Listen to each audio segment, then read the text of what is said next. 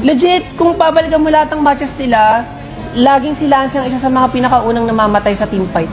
As a mage, red flag yun, guys. Pogi, Mage King. Mage ka eh. Dapat nga, ikaw yung mage nga, oh. Kahit sa mga movie, oh. Mga mage, nasa likod dyan. A few moments later. Ako, tol, sabihin ko sa'yo, eto, bata ako si Lancy. Nung nakita akong sinasabi, nasaktan ako. Hindi na kasi ako nanonood na MPL, nasaktan ako. Coming from both D-Wise. Now, eto kasi yan, tol. Kasama nila doon si Tori. Kilala ako ni Tori. Dugaan mo na ako, wag lang yung mga bata ko.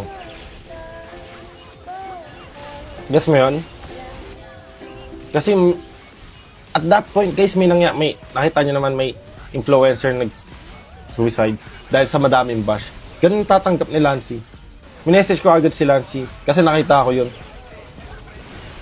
Pumunta ako sa bootcamp kanila Yahweh H2 pati ang Renny J. Nakita ko yun. Sabi ko, ano to? Gagsi, binabash si, Boss D, si Lancy. Bakit?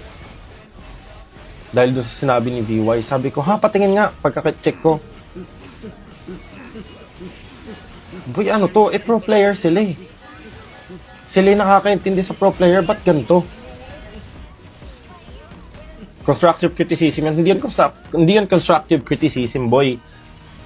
Dapat na lang sinabi nila doon, ayos galaw, Lancy. Ang pangit ng KDA mo. Ayun, pwede yun. Pag yung sinasabi nila. Pero nagulat lang din ako. Hindi ako sanay kasi. Hindi ako sanay na makita si... Kay Wise okay lang eh. Kay Wise kasi balagbag talaga si Wise eh. Alam mo yun? Si Wise balagbag talaga eh. Kasi ganun talaga trash talkan dati. I think nasanay tayo sa MPL na super safe tapos biglang trash talkan